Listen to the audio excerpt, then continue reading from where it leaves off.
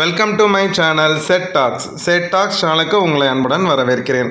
இன்னைய வீடியோவில் வந்து பார்த்திங்கன்னா friends Tuesday and Wednesday vlog தான் ஓட போகுது. ஸோ இன்றைக்கி நான் சில விஷயங்களை உங்ககிட்ட டிஸ்கஸ் பண்ண போகிறேன். இது வந்து ஒரு டிஸ்கஷன் மாதிரி தான் இருக்க போது. என்னுடைய சேவிங்ஸோட ஒரு அப்டேட் வந்து நான் உங்களுக்கு கொடுக்குறேன். அதுக்கப்புறம் வந்து பார்த்திங்கன்னா ஹெல்த்தி லைஃப் ஸ்டைலுக்கு இப்போ நாங்கள் கொஞ்சம் கொஞ்சமாக மாறிட்டு வரோம். எங்களோட லைஃப் ஸ்டைல் நிறைய அன்ஹெல்த்தி ஹேபிட்ஸ் இருந்துச்சு. ஸோ அதனால் நாங்கள் நிறையா வந்து இப்போ ஒரு லாஸ்ட் ஒரு 6 மந்த்தாக கஷ்டத்தை அனுபவிச்சிட்டோம். அது என்ன அப்படிங்கிறது உங்களுக்கு தெரியும். இருந்தாலும் மறுபடியும் அதை சொல்லிவிட்டு எந்த மாதிரி நாங்கள் இப்போ ஹெல்தி லைஃப் ஸ்டைலுக்கு கொஞ்சம் கொஞ்சமாக மாறிட்டுருக்கோம் அப்படிங்கிறதையும் நான் இந்த வீடியோவில் சொல்ல போகிறேன். அதுக்கப்புறம் வந்து பார்த்திங்கன்னா என்னுடைய நியூ ஜாப் அப்டேட் பற்றியும் என்னோடய ஒய்ஃபோட ஜாப் அப்டேட் பற்றியும் இந்த வீடியோவில் நான் சொல்ல போகிறேன் ஃப்ரெண்ட்ஸ். இது தான் இன்றைக்கி வந்து பார்த்திங்கன்னா ஒரே ஒரு சேவிங்ஸ் அப்டேட் தான். ஸோ மற்றபடி இது ஒரு ஜென்ரல் விலாகாக தான் இருக்கும். பெருசாக மணி சேவிங் டிப்ஸ் அப்படின்னு இருக்குமான்னு பார்த்தீங்கன்னா நான் என்னோடய நியூ சேவிங்ஸ் அப்டேட் சொல்கிறப்ப வேணால் வந்து உங்கள்கிட்ட ஒரு மணி சேவிங் டிப்பாக வருமே ஒழிய பெருசாக இன்றைக்கி வந்து மணி சேவிங் டிப்ஸ் எதிர்பார்த்து வந்துடாதீங்க. ஒரு நார்மல் விலாக் மாதிரி தான் இருக்கும். டியூஸ்டேலேருந்து அந்த விலாக் ஆரம்பமாகுது. ஃபஸ்ட்டு வந்து பார்த்திங்கன்னா நாங்கள் ஏன் இப்போ ஒரு ஹெல்த்தி லைஃப் ஸ்டைல் கொஞ்சம் கொஞ்சமாக மாறிட்டு வரோம் அப்படிங்கிறத சொல்கிறேன்.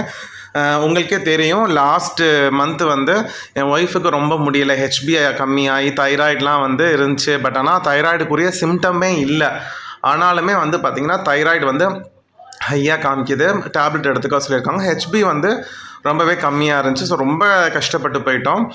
அப்போ வந்து என்ன சொன்னாங்கன்னா இந்த மாதிரி இனிமேல் வந்து நீங்கள் கொஞ்சம் மாத்திரை மட்டும் போட்டால் பத்தாது, நிறைய ஹெல்தி லைஃப் ஸ்டைல் வந்து கொண்டு வரணும் அப்படின்னாங்க. இப்போ என் ஒய்ஃப்லாம் வந்து பார்த்திங்கன்னா ரொம்ப ஒல்லியாக தான் இருப்பாங்க. பார்த்திங்கன்னா தைராய்டு இருக்குது அப்படிங்கிற மாதிரி சொல்கிறாங்க. இப்போ நானுமே வந்து பார்த்திங்கன்னா என்னுடைய வெயிட் அதிகமாக இருக்குதுன்னு சொல்லிவிட்டு வாக்கிங் இப்போ ரெகுலராக போக ஆரம்பிச்சிட்டேன். மெயினாக முக்கியமாக காலைல எழுந்திரிச்சோன்னே நடக்கணும். அது மெயின் ஒரு ஹெல்தி அப்டேட்டாக, அதாவது ஹெல்த்தி லைஃப் ஸ்டைலுக்கான அப்டேட். ஒரு நாளைக்கு வந்து அட்லீஸ்ட் ஒரு ½ நடக்கணும். அதுக்கு குறைஞ்ச வந்து எக்ஸ்கியூஸே சொல்லக்கூடாது அப்படின்னு இப்போ ரெகுலராக இப்போ வாக்கிங் போயிட்டுருக்கோம். இது வந்து ஃபஸ்ட்டு ஹெல்த் அப்டேட் வந்து உங்கள்கிட்ட சொல்லிடுறேன். அதுக்கப்புறம் வந்து பார்த்திங்கன்னா இந்த ஆயில் ஐட்டம்லாம் வந்து நீங்கள் நைட்டில் சேர்த்துக்காதீங்க, பூரி சப்பாத்தியெல்லாம் நைட்டில் சேர்த்துக்காதீங்க. நிறைய நம்ம சப்ஸ்கிரைபர் வந்து சொன்னீங்க. ஸோ இப்போல்லாம் வந்து இந்த மாதிரி பூரி சாப்பிட்டா கூட நாங்கள் வந்து மார்னிங் டைமில் தான் சாப்பிட்றோம். அதே சமயம் நாளாக லிமிட் பண்ணிட்டேன். பசங்களும் என் ஒய்ஃபுமே பார்த்திங்கன்னா ரொம்ப அதிகமாகலாம் சாப்பிட மாட்டாங்க, லிமிட்டாக தான் சாப்பிடுவாங்க. அதனால் ரொம்ப லிமிட்டடாக எடுத்துக்கிறோம். ப்ரோட்டீன் வந்து அதிகமாக இப்போ சேர்க்க ஆரம்பிச்சிருக்கிறோம். ஸோ அங்கே டாக்டர் சொன்னது வந்து ப்ரோட்டீனை வந்து யாருமே கான்சன்ட்ரேட் பண்ண மாட்டேங்கிறீங்க. ஸோ டெய்லி வந்து பட்டாணி, சுண்டல் ஏதாவது ஒரு வகையில் ஒரு ஃபுட்டு வடிவத்தில் நீங்கள் ப்ரோட்டீனை அதிகமாக எடுத்துக்கோங்க அப்படின்னு சொல்ல ஆரம்பிச்சிருக்காங்க. கார்ப்ஸ் வந்து ரொம்ப கம்மி பண்ணிக்கோங்க, கார்போஹைட்ரேட் வந்து ரொம்ப எடுத்துக்க வேணாம் அப்படின்னு இருக்காங்க. ஸோ அதனால் இப்போ சப்பாத்தி, பூரி, இட்லி, ரைஸ் இதெல்லாமே வந்து பார்த்திங்கன்னா கார்போஹைட்ரேட் அதிகமாக உள்ளது. இதை நாங்கள் வந்து உடனடியாக குறைக்கலாம்.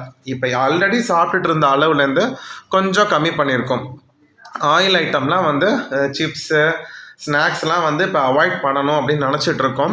கொஞ்சம் கொஞ்சமாக அதுக்கு வரப்போகிறோம். ஆனாலுமே அது சேர்த்துக்காமல் இருக்க முடியாது இல்லையா. முக்கியமாக நம்ம பண்ணுற தப்பு வந்து என்னென்னா ப்ரோட்டீனே இருக்க மாட்டேங்குது அப்படின்னு சொல்கிறாங்க. அதனால் இப்போ நான் அதிகமாக வந்து இந்த பட்டாணி, சுண்டல், இந்த கொண்டக்கடலை, நிலக்கடலை இதெல்லாமே அதிகமாக இப்போ நாங்கள் சேர்த்துக்க ஆரம்பிச்சிருக்கோம்.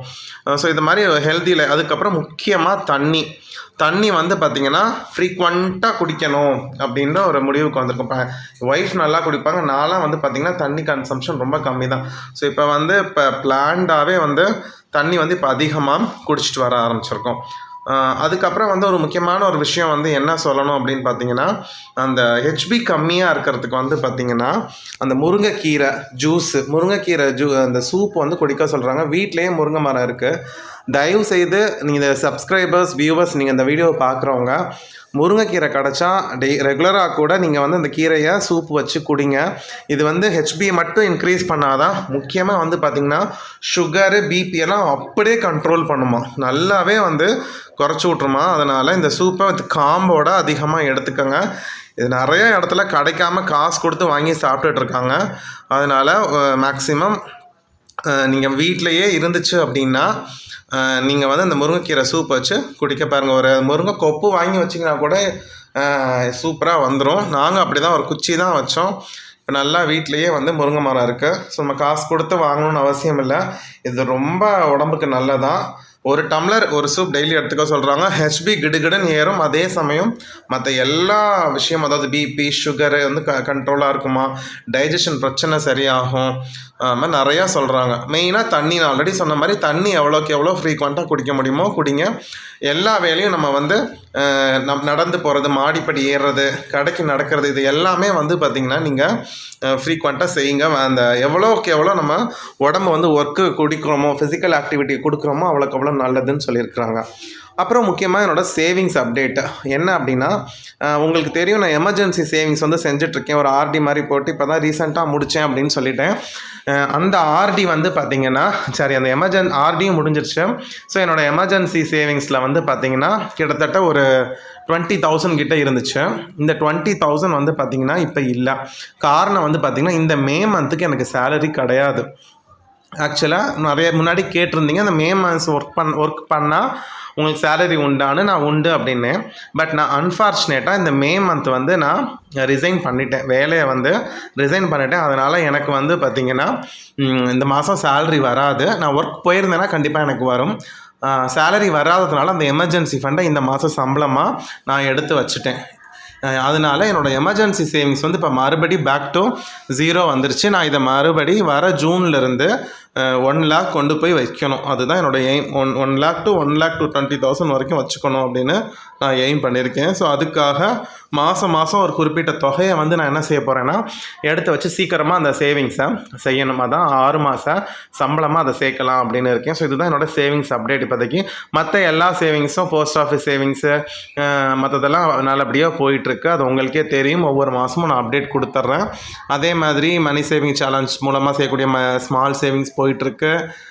மற்றது எல்லா சேவிங்ஸும் போயிட்டுருக்கு. இப்போ எமர்ஜென்சி சேவிங்ஸ் முக்கியம் ஒரு ஆளுக்கு, அதுவும் ப்ரைவேட்டில் ஒர்க் பண்ணுறவங்களுக்கு கம்பல்சரி முக்கியம். ஸோ அதனால் 6 மாத சம்பளத்தை நான் எடுத்து வச்சாகணும். நிறைய பேர் நீங்களுமே ஒரு எமர்ஜென்சி சேவிங்ஸ் ஸ்டார்ட் பண்ணி அதை உடனடியாக நம்மளால் அச்சீவ் பண்ண முடியாது, ஸ்டெப் பை ஸ்டெப்பாக தான் அச்சீவ் பண்ண முடியும். ஸோ அதனால் கண்டிப்பாக நீங்களும் ஸ்டார்ட் பண்ணிவிடுங்க.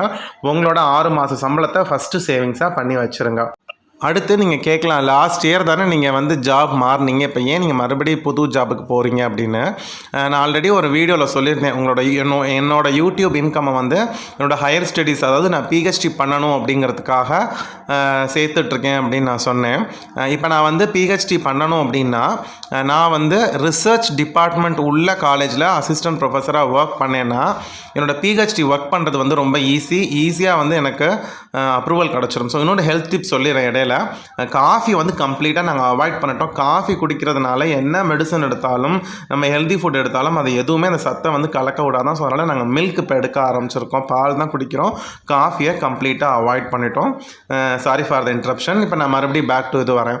அந்த ரிசர்ச் சென்டர், அதாவது ரிசர்ச் டிபார்ட்மெண்ட் இருக்கணும். இப்போ நான் பயோடெக் டிபார்ட்மெண்ட்டில் ஒர்க் பண்ணுறேன்னா பிஎஸ்சி, எம்எஸ்சி, எம்ஃபில் இல்லைனா பிஹெச்டி வந்து அந்த காலேஜில் இருக்கணும். நான் இப்போ கரண்ட்டாக ஒர்க் பண்ணிட்டு இருந்த காலேஜில் இல்லை, யூஜி மட்டும்தான் இருக்குது. அப்படிங்கிறப்ப நான் பிஹெச்டி பண்ணணும் அப்படின்னா எனக்கு வந்து அது நிறைய சிக்கல் வரும்.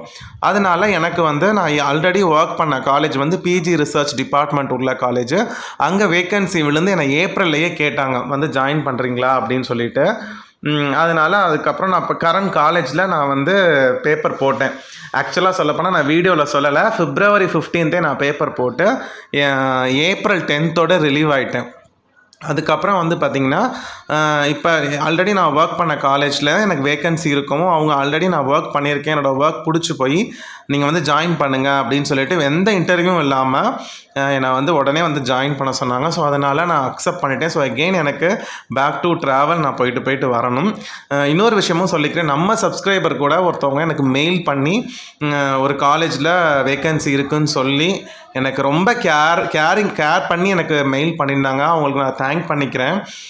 நான் நேமும் எதுவும் சொல்ல விரும்பல, மேபி அதை வந்து நான் ப்ரைவசியாக மெயின்டைன் பண்ணணுங்கிறதுக்காக எனக்காக அவங்க மெயில் பண்ணி இங்கே வேக்கன்சி இருக்குது போங்க அப்படின்னு சொல்லி ரொம்ப கேர் பண்ணாங்க. ரொம்ப தேங்க்ஸ் சொல்லிக்கிறேன். அந்த வீடியோ நீங்கள் பார்த்தீங்கன்னா ரொம்ப தேங்க்ஸ் மேம். அதுக்கப்புறம் அவங்க சொன்ன காலேஜில் அவங்க சொல்கிறப்ப நான் இன்னொரு இடத்துல ஜாயின் பண்ணதுனால அங்கே ஜாயின் பண்ண முடியல. நான் அவங்களுக்கு மெயிலாக அனுப்பிச்சிருந்தேன். எனக்கு ரொம்ப கன்சர்னிங்காக சொல்கிறப்ப ரொம்பவே வந்து சந்தோஷமாக இருந்துச்சு. அதனால தான் இப்போ ரிசர்ச் டிபார்ட்மெண்ட் இருக்கக்கூடிய அந்த காலேஜுக்கு நான் ஜாயின் பண்ணிட்டேன். ஸோ அதுக்கப்புறம் நான் பிஹெச்டி கைடை நான் தேடி அதுக்கப்புறம் என்னோடய ஒர்க்கை நான் ஸ்டார்ட் பண்ணணும். ஸோ இதுதான் என்னோடய கரண்ட் ஜாப் அப்டேட். ஸோ இப்போ நான் என்னென்னா பழைய ஒர்க் பண்ண காலேஜுக்கே வந்து என்னை பேக் டு அவங்களே கூப்பிட்டு வேலை கொடு நான் வேறு காலேஜ் தான் போகணுன்னு நினச்சிட்டு இருந்தேன். ஆனால் வந்து எனக்கு அவங்களே வந்து ஒரு ஆப்பர்ச்சுனிட்டி கொடுத்ததுனால எனக்கு ஓகே அப்படின்னு சொல்லிட்டு நான் எக்ஸ்பெக்ட் பண்ண சேலரியும் ஓரளவுக்கு கொடுக்குறாங்க. ப்ரைவேட் காலேஜில் வந்து பார்த்திங்கன்னா உங்களுக்கு பெரிய லெவலில் சேலரி எக்ஸ்பெக்ட் பண்ண முடியாது. ஒரு 5 இயர்ஸ் நம்ம எக்ஸ்பீரியன்ஸ் வந்ததுக்கப்புறம் தான் வந்து எக்ஸ்பெக்ட் பண்ணலாம். இப்போ எனக்கு வந்து இப்போ தான் 3rd இயர் முடிஞ்சு 4th இயருக்குள்ளே நான் போகிறேன் டீச்சிங் கரியரில். ஸோ அதனால் இதுதான் என்னோடய கரண்ட் ஜாப் அப்டேட்டு. ஸோ ஜூன்லேருந்து நான் முன்னாடி ஒர்க் பண்ண காலேஜில் மறுபடியும் என்னோடய கெரியர் வந்து ஸ்டார்ட் பண்ண போகிறேன். நான் ரொம்ப மிஸ் பண்ணேன் அந்த காலேஜை. அவங்களும் ரொம்ப மிஸ் பண்ணியிருக்கிறாங்க டிபார்ட்மெண்ட்டில். நான் திரும்பி ஜாயின் பண்ணணும், எல்லாருக்கும் ரொம்ப சந்தோஷம். அதுக்கப்புறம் நிறைய பேர் கேட்டிங்க, உங்கள் ஒய்ஃப் வந்து ஜாப் போகிறாங்களா என்னென்னு. இந்த தடவை போகல. காரணம் வந்து பார்த்திங்கன்னா அவங்களோட ஹெல்த் கண்டிஷன் ரொம்பவே மோசமாக இருக்குது. அவங்க ஹெச்பி வந்து 6.6 தான் இருக்குது. பயங்கர சோர்வாயிடுறாங்க. அவங்களுக்கு ஆப்பர்ச்சுனிட்டி கிடச்சாலும் ஹெல்த்தை இம்ப்ரூவ் பண்ணிட்டு தான் போகணுன்னு சொல்லியிருக்கேன். ஏன்னா ஹெல்த் தான் வந்து நமக்கு ஃபஸ்ட்டு முக்கியம். அப்படிங்கிறப்ப அவங்களோட அந்த தைராய்டும் அட்லீஸ்ட் ஹெச்பியாவது நார்மலாக வந்து அவங்க அந்த டயர்ட்னஸ்ஸு அந்த ரொம்ப மூச்சு இறைச்சல் அதெல்லாம் இல்லாமல் கொஞ்சம் நார்மலாக வரணும். அப்போ தான் வந்து அவங்களோட போய் ஃபுல் பொட்டென்ஷியலாக ஒர்க் பண்ண முடியும். ஸோ அதனால் 2 தடவை இந்த ஆப்பர்ச்சுனிட்டி வந்துச்சு. ஸோ அதனால் இந்த வருஷமும் போகல. நாங்கள் ஏதாவது பிஸ்னஸ் தான் வீட்டிலே செய்யலாம் அப்படின்னு ஒரு பிளானில் இருக்கோம். டியூஷன் மறுபடியும் ஸ்டார்ட் பண்ணலான் இருக்கோம். ஏதாவது பிஸ்னஸ் ஸ்டார்ட் பண்ணலான் இருக்கோம். கண்டிப்பாக நாங்கள் எது ஸ்டார்ட் பண்ணாலும் உங்களுக்கு வீடியோவில் அப்டேட் பண்ணுவேன். ஸோ அதனால் அவங்க இந்த வருஷம் வந்து ஏதாவது பிஸ்னஸ் ஸ்டார்ட் பண்ணி இப்போதைக்கு அவங்க ஏர்ன் பண்ணலாம் அப்படிங்கிற ஒரு முடிவில் இருக்காங்க.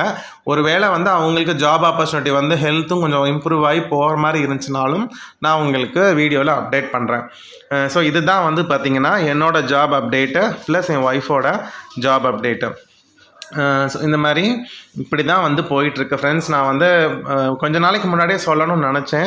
சரி புது ஜாபும் கிடச்சதுக்கப்புறம் உங்களுக்கு வந்து அப்டேட் பண்ணலாம் அப்படின்னு சொல்லிட்டு விட்டுட்டேன். ஸோ இதுதான் இன்றைக்கி விலாக் வந்து இப்படி தான் போச்சு. ஸோ நீங்கள் வந்து அடுத்த கரியரில் அடுத்த கட்டத்துக்கு என்னென்ன பிளான் பண்ணியிருக்கீங்கன்னு சொல்லுங்கள். கண்டிப்பாக வந்து ஒரு பிஸ்னஸ் ஸ்டார்ட் பண்ணணும்னு ஒரு முடிவில் இருக்கேன். நான் ரொம்ப நாளாக யோசிச்சுட்டு வரேன். சின்ன லெவலில் தான் ஒரு சின்ன லெவல் பிஸ்னஸ் பண்ணாலும் ப்ராப்பராக பண்ணணும், எந்தவித நஷ்டமும் இல்லாமல் ஹார்ட் ஒர்க் பண்ணணும் அப்படின்னு சொல்லிட்டு ஒரு பிளானில் இருக்கும். கூடிய சீக்கிரம் நான் ஸ்டார்ட் பண்ணிவிட்டு உங்களுக்கு சொல்கிறேன். நீங்களும் வந்து உங்களுக்கு ஏதாவது ஐடியா இருந்துச்சுன்னா சொல்லுங்கள். எனக்கு வந்து நான் போட்டிருந்த அப்டேட்டில் எனக்கு பொருத்தமானதுன்னு பார்த்தீங்கன்னா டியூஷன் தான். ஸோ அது கண்டிப்பாக எடுக்கணும்னு முடிவில் இருக்கேன். அது இல்லாமல் வேறு ஏதாவது ஒரு பிஸ்னஸ் பண்ணணும்னு சொல்லிட்டு நான் பார்த்துட்ருக்கேன். இதுதான் ஃப்ரெண்ட்ஸ் இந்த வீடியோவோட கண்டென்ட்டு. அதே மாதிரி என்னோடய சேவிங்ஸ் அப்டேட்டையும் நான் உங்ககிட்ட சொல்லிட்டேன், கெரியர் அப்டேட்டையும் உங்ககிட்ட சொல்லியிருக்கேன் ஃப்ரெண்ட்ஸ். ஸோ இந்த வீடியோ இங்கே முடிச்சுக்கிறேன். அடுத்த வீடியோவில் உங்கள் எல்லாரையும் பார்க்குறேன். அது வரைக்கும் பாய் ஃப்ரெண்ட்ஸ்.